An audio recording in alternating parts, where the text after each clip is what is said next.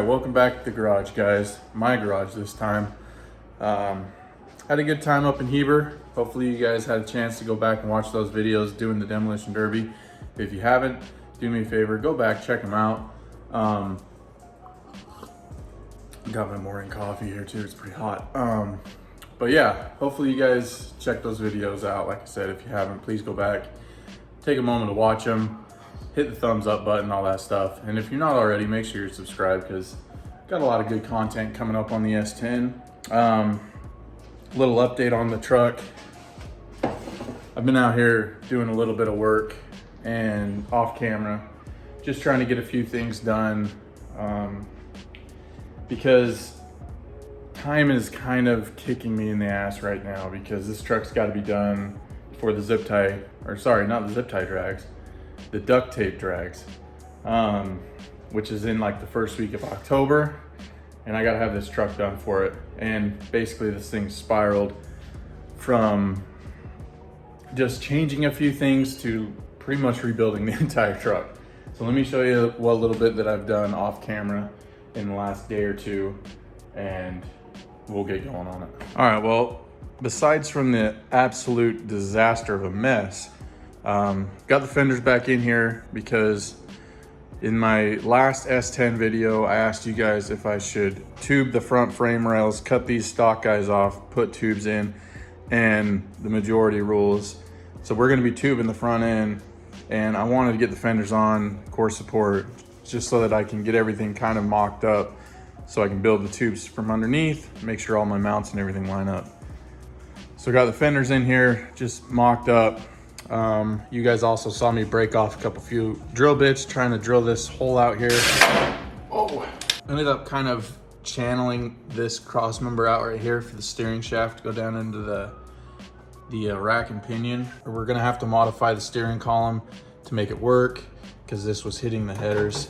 So either shorten this way up, actually I might even just completely go away from this steering column and just start from scratch and have it come out down here towards the bottom, and that'd be a lot better shot down here to the rack and pinion. I'm gonna take a few minutes, clean this disaster of a garage up, and the goal for this video is to have that engine and that transmission back in this hole by the end of this video. So we'll see how it goes. All right, that's a little bit better, a little cleaner. So I've already went and cycled my steering and made sure the bump steer was to a point where I could adjust it, so I didn't need to move the rack up or down. So now I'm gonna go and fully weld these brackets on so that I can finalize that, get a coat of paint on everything. There's Roxy in her normal spot. But yeah, I'm gonna fully weld these, get a coat of paint on it, so that's all finalized.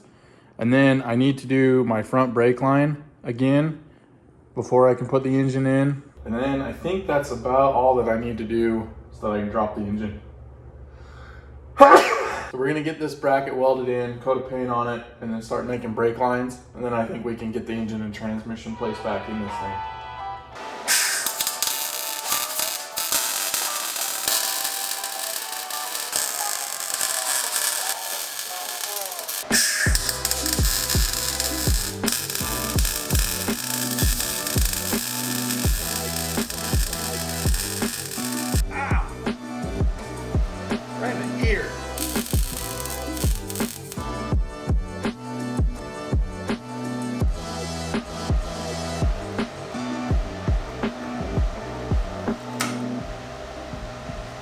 All right, so now that the steering rack is all finalized, we're gonna move on to the brake lines. All right, so some of you might know that before I had a 13-inch big brake kit on this, and I had mentioned how heavy those brakes were. So I ended up selling those, and they also were a 2-inch drop spindle. So the other reason why I got rid of them is because that spindle was unique to those brakes. So in order to go to a stock spindle for more travel, I had to get new brakes anyways. So I sold that kit, and partial trade, I got these stock spindles, stock brakes, but I'm gonna do like a stock brake rotor size but just drilled and slotted. So like a slight upgrade from stock brakes. And these GM metric calipers are actually pretty good calipers because of the size of the bore in them. You can actually get this size of caliper in like a Willwood or something also that's an upgrade, but I think the stocks will be plenty for me. Right now I'm working on, I don't have the brakes and rotors yet, so right now I'm just kind of working on the brake lines. Got a little brake fluid here, but so this is the stock brake line tab that bolted on right here, and that's where your stock brake hose would have went to. And the position of it kind of made it hard to bend a line to. Plus I've got this flexible stainless steel kit that I had sitting on the shelf.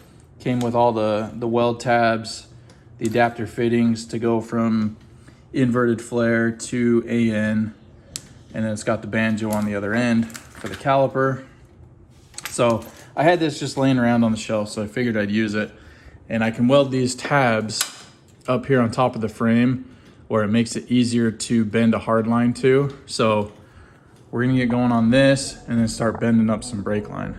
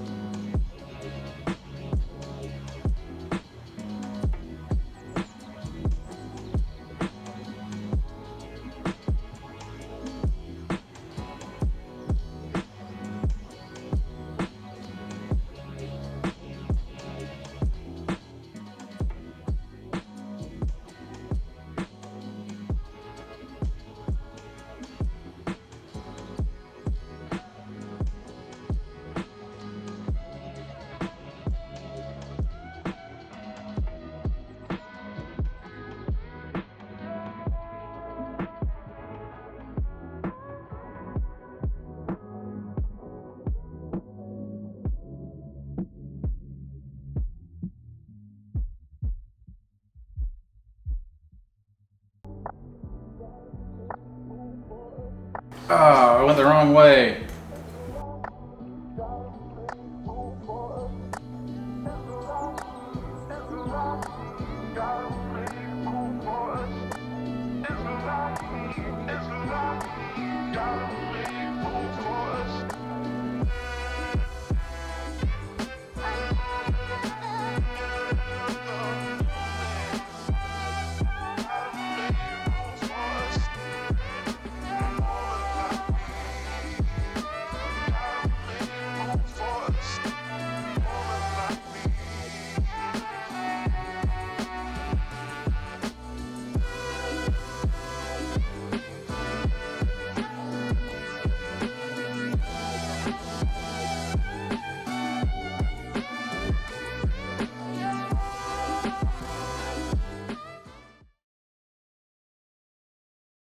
Have I ever mentioned how much I hate doing brake lines? And this is probably my least favorite part of any project is bending brake lines, plumbing.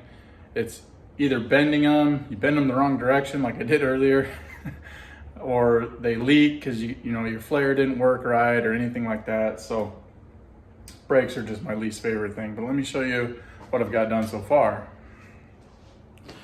We're gonna have to get up underneath the truck here. All right, whoops.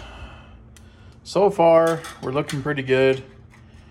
This is gonna come down, go underneath the oil pan and across. I still gotta bend this section of it, which I've got right here. I'm using this welding rod, you know, filler rod for TIG welding. Works great for making templates. So that's gonna go there. Don't mind Roxy, she's just over here chewing on a bone, making noise. So that guy will go up in there. And then this will kind of contour the frame like so and meet up with this one here. It's kind of hard to do with one hand, but kind of shows you how it's going. And then I'll come back and get some tabs and stuff to secure this to the frame. But so far it's going all right. I only bent this one the wrong direction once, but I got it back to where it needed to be. So, but yeah, looking pretty good so far. So I'm gonna get this mated up with this, bend the rest of this, and hopefully get this in one shot. I'll be very lucky if I get this right with one piece. What are you doing, Rox? All right, guys, the brake lines are all finished up. Got them secured to the frame. So I think now it is time to get that bolted to that and put into here. Let's do it, guys.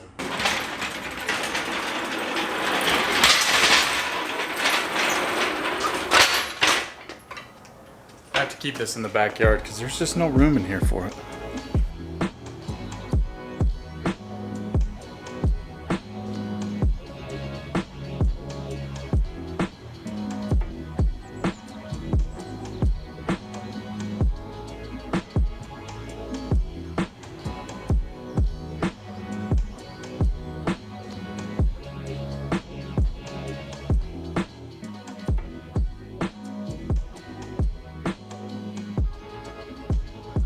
All right, so here's a little tip. Here's a little tip when you're using, like, see how this flex plate has multiple bolt patterns in it, plus this torque converter has 2 different bolt patterns in it. It's got the TH350 and 400 bolt pattern in it. Here's a little tip, and I didn't do this at the very beginning, but I'm doing it now. I could only ever get the narrow pattern to line up with this flex plate when it was in the truck and I'm laying underneath it. And even then, I had to take a drill bit and make these holes just a little bit bigger, which was a pain in the ass to do under the truck. So I'm gonna take a few minutes now. I unbolted this from the engine. I'm gonna find which one lines up with the wider bolt pattern, because the problem with this narrow bolt pattern is when you're trying to get the bolt out through like the starter access, this is really close to the block and you can't get hardly any kind of tool or socket or anything in there to get this out. So I want to go to the wider bolt pattern. And I think, see, like the threads are messed up on this one hole. So I can take the opportunity to fix that now while it's out of the vehicle instead of in the vehicle. So I'm going to take a few minutes to figure that out. And then once I have where I know the bolt pattern is, I'm going to mark it. So when I am underneath there, I know exactly which holes to go to, because as you can see, there's tons of holes on here. So it's probably going to be this one. But I'm just going to put this in here.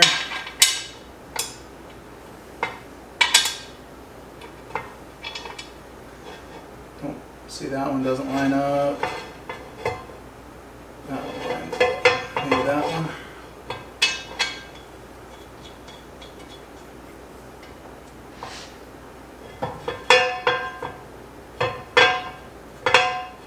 See, these holes are off by just a little bit, so I'm gonna have to drill these out, because, you know, when these get welded on, they might not have been welded on completely perfect, and when your bolt holes are almost the exact same size as your bolt, there's no leeway there. So I'm gonna have to take a drill bit and make these holes just like one size bigger so that I can get these bolts in. I'm glad I did that now.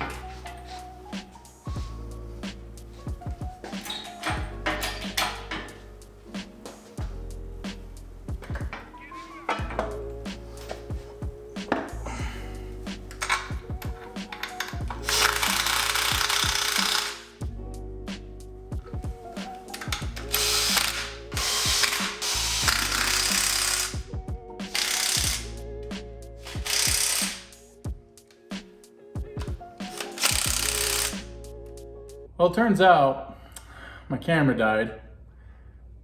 So I didn't get any film, but the engine's in. I still gotta go get some hardware and stuff for the motor mounts, but I'm gonna call it a day because that kind of kicked my ass. Dinged up the firewall a little bit over there, gotta touch it up, but trying to get the motor in with the transmission and up over the tranny mount and stuff all by myself, it kicked my ass. Even with the AC in the garage, I'm still dying of sweat. But, so I'm gonna call it a day right here. My goal was to get the engine in, and we did. So I'm gonna go get this video edited up and upload it for you guys. And hopefully you guys have a good one. Hopefully you enjoyed the video, and we'll see you guys on the next one.